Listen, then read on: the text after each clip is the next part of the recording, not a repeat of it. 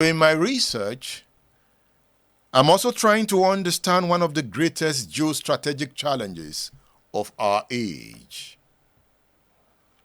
China's technological rise and global push to dominate the vital systems upon which militaries, markets, and modern societies depend.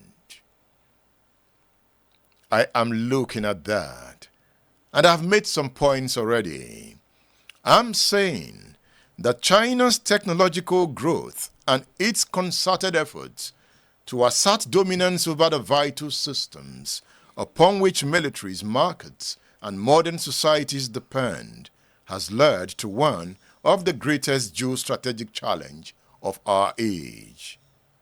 This represents a seismic shift in the global power dynamics with implications for the future of international relations. Look at another book I am reading for my research. Look at this book, The Digital Silk Road, China's Quest to Wire the World and Win the Future. Can you see the title of that work? The Digital Silk Road, China's Quest to Wire the World and Win the Future. It is written by Jonathan Hillman. Jonathan Hillman. This book is not available on udarabooks.com. We have run out of copies. But if you can find it anywhere, find it. It's a great read. It opens you up to what China is planning. Where's the place of Africa in this? So at the heart of China's strategy lies a relentless pursuit of technological innovation and advancement.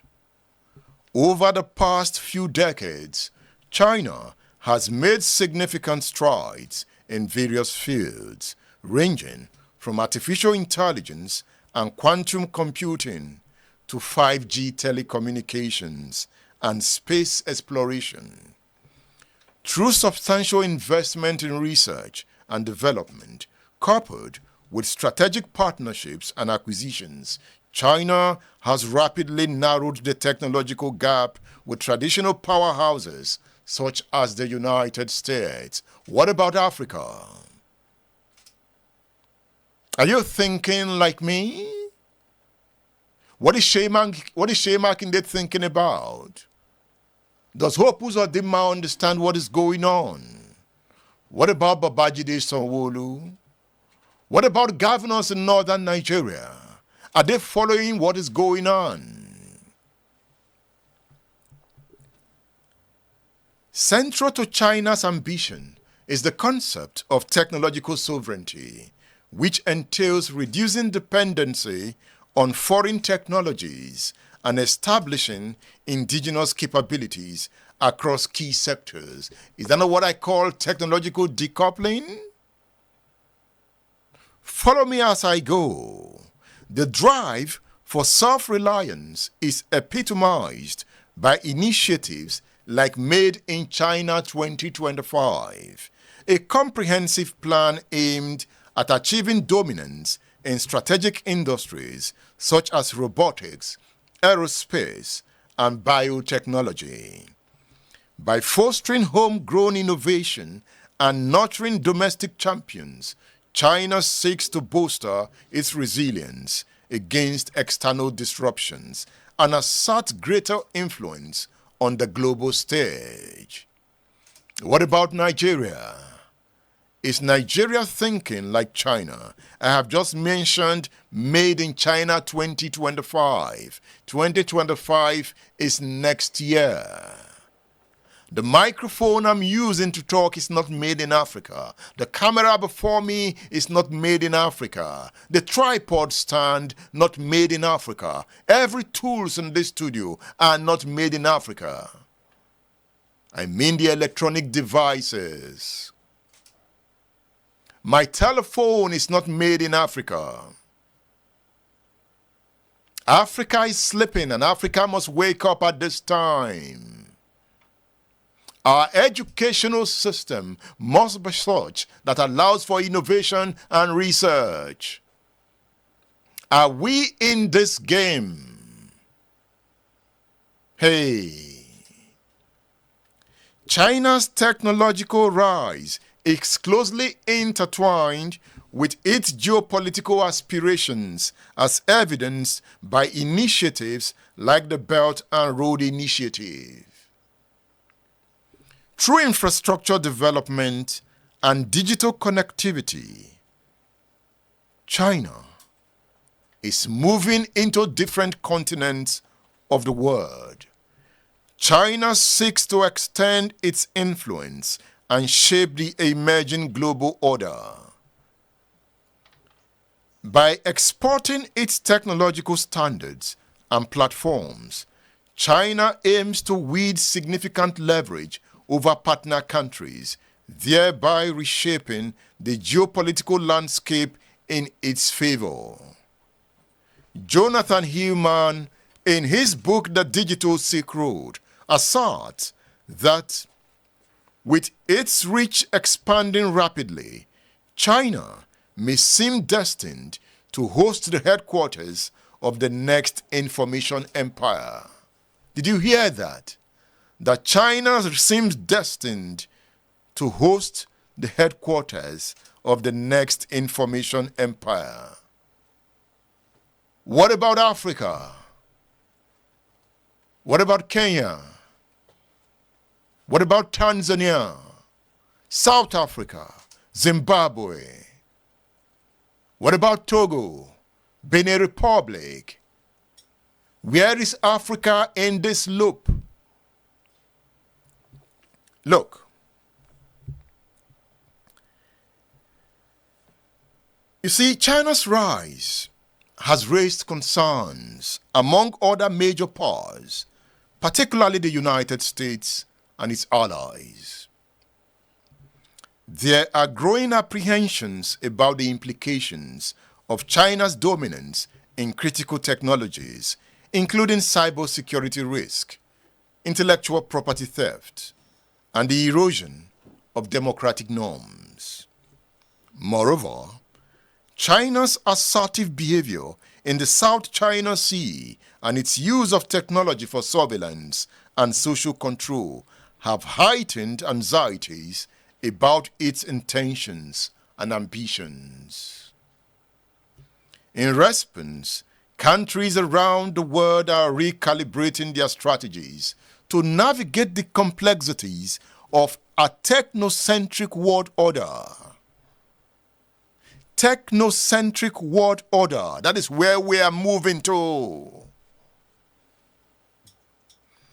Efforts to diversify supply chains, enhance cybersecurity measures, and strengthen regulatory frameworks are underway to mitigate the risk associated with over-reliance on Chinese technology. I'm not talking about Africa here. I'm talking about Europe. They are trying to check the rise of China. Africa is not playing in these geopolitical dynamics. Africa is overwhelmed with the question of poverty, violence, disease. And it has always been like that. Awake, Africa. If you look at what is going on, there is growing consensus among like-minded nations to forge closer partnership and promote democratic alternatives that uphold transparency, accountability, and respect for human rights. As we navigate the contours of this evolving geostrategic landscape, it is imperative to adopt a broader understanding of China's technological rise and its implication for global stability and prosperity. While China's rise presents immense opportunities for innovation and collaboration, it also poses significant challenges that demand collective action and cooperation on a global scale. By embracing the principles of openness, inclusivity, and cooperation, Africa can key in and harness the transformative potential of technology to build a more resilient and equitable world for future generations. Look at this book. This book is entitled Coders: Who They Are, What They Think, and How They Are Changing Our World.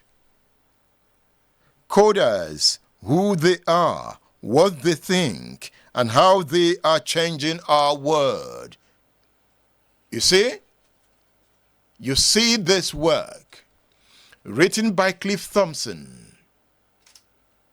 It is a book you should be reading. If you have children that are above the age of 13, it is a book you should be buying for them. If you are interested in the future, you should be reading books like this. If you want Africa to participate in this global innovative system, you should be understanding the terms in this book. I recommend this book to you. Visit udarabooks.com and you would get a copy. Or you can contact us on our WhatsApp numbers. What is the book about? From revolution on Twitter, now X, to romance on Tinder, we live in a world constructed of code. And coders are the ones who built it for us. You are using Facebook, right? You are watching me on X, right? You are watching me on YouTube. Coders built it for us. So in this book, acclaimed tech writer Cliff Thompson offers an illuminating reckoning with the most powerful tribe in the world today and who is part of that tribe. Computer programmer. How many computer programmers do we have in Africa? Computer programmers.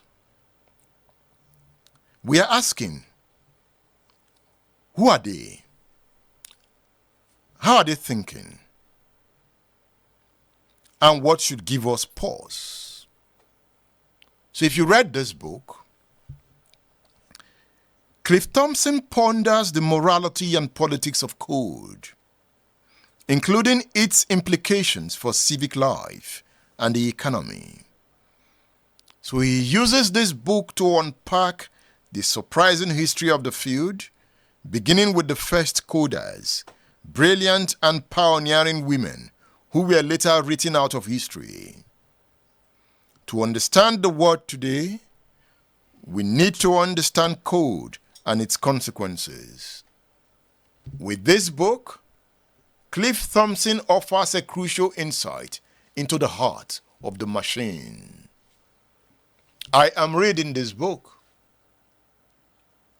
I am reading this book because I'm looking into the future. I'm researching into the future. So you can get this book on udarabooks.com. Don't shy away from it. Buy it for your child, your friends. Let's read.